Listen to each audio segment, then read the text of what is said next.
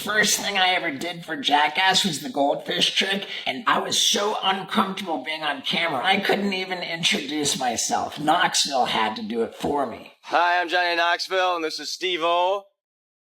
He's getting ready to do the goldfish trick. Doing flips into elephant poo was way easier than saying, "Hi, I'm Steve-O, and I'm about to jump into some poo." It doesn't make a lot of sense that I would want to be on camera so bad, but would be terrified when I was, but it's just because it was all so important to me, and I wanted to deliver crazy moments every time. And that's why when I was on MTV Cribs, I built skate ramps through my apartment and poured hot sauce in my eyes. Not to mention all the pillars of beer cans everywhere. I mean, that was a lot of work. Here's Johnny. Hi, kids. My other roommate. You know. Yeah. I really like what you haven't done with the place, Steve-O. These carpets come stained like this, or is it something you did, or? Generally, the rule is what lands on the floor stays on the floor. After Jackass came out, both of us were homeless. And we had a competition to see who could stay homeless the longest. Chris won the contest because I was a serious drug addict and I just had to get an apartment to do in it. So when MTV Cribs had a special Jackass episode, I was in my apartment and Chris was in his car. I'm Chris Pontius. Welcome to my crib. I've been between houses for about 11 years, so I usually just live out of this thing. We're going to start off with the living room. The first thing I'd like to show you is my Jesus cross. I'm not religious, but I figure a lot of thieves are, so I just keep this up so people won't break into my car. So here we have the bedroom. This bag right here, this is where all my G-strings are kept. This is the Party Boy USA G-string. The little cup right here, kind of like Steve-O's cheetah, so it makes your wiener look awesome. None of these G-strings have ever been wide. As a doctor, what we've seen is pessimistic people are usually more accurate in predicting the future in comparison to optimistic people. I bet. Because they are more realistic versus optimistic, Sure. but their health status is usually worse. Okay. Because of the immense worry and anxiety that comes along with being a pessimist. Worry, anxiety, it's not good for you. Yeah. And chronically.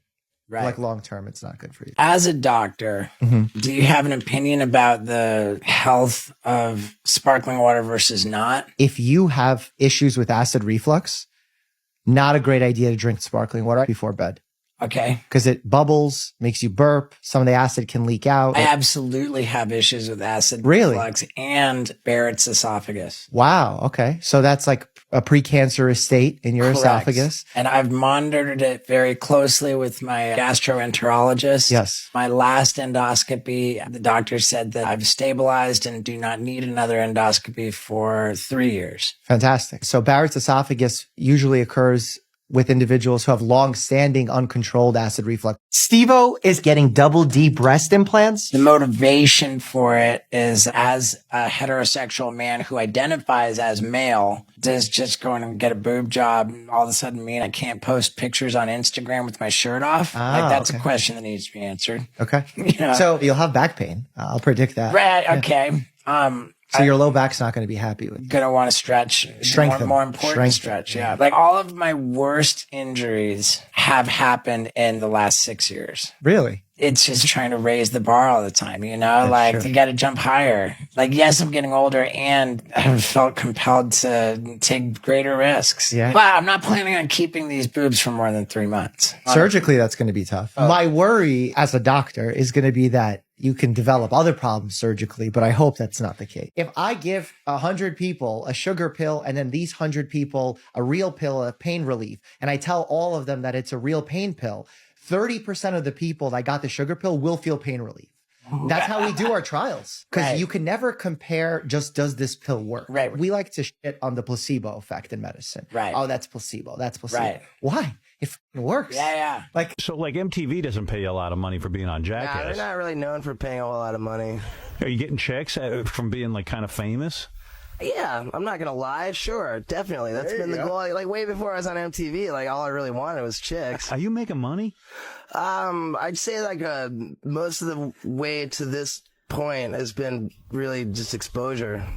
He's getting ripped off. How'd you hook up with that guy Johnny Knoxville? We were making skateboard videos. And Johnny Knoxville went and got a movie deal and like gave up being a jackass. That's not how it worked. He deliberately started out trying to be an actor, and he was already doing movies before the show came up. Oh. So is he like a good friend of yours? Yeah, absolutely. Yeah.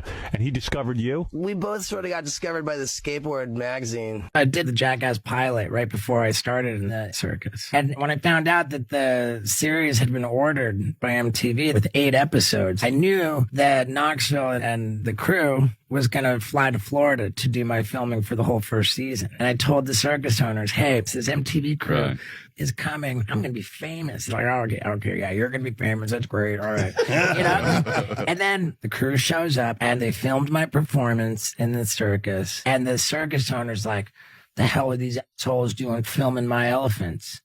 And I was like, dude, I told you they were coming. I told you they were going to film. This is MTV. Like I said, came back 5 days later, having been bitten by a shark, completely mangled and just hungover and sleepless. And the circus owner said, we can't afford to keep you around anymore. You got to go. So I was fired. Oh, Yeah.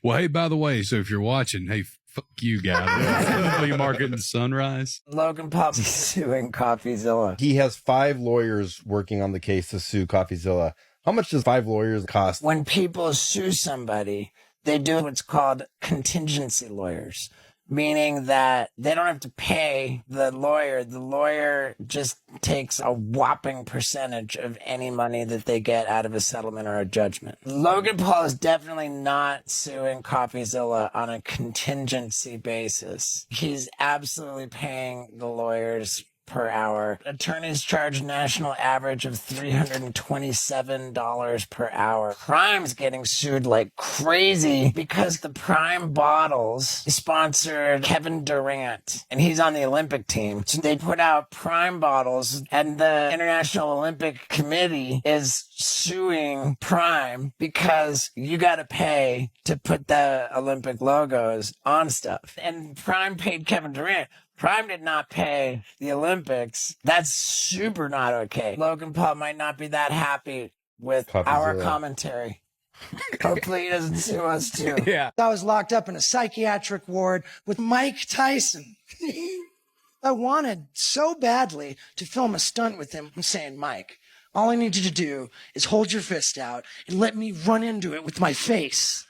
It's called the black eye game, and I've never lost. All Mike would say was, I don't want to hurt you, Steve.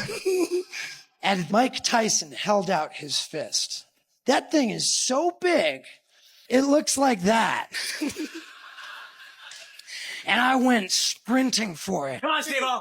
Don't hurt me. And Mike leaned into it just enough to leave my nose so broken. There's one dude in the crowd just hollering, Steve-O, your nose needs to be set right now. I'm a kung fu instructor. I know what I'm doing. So he put a thumb on my nose and just wrenched it back into the middle. He kung fu'd that just about perfect.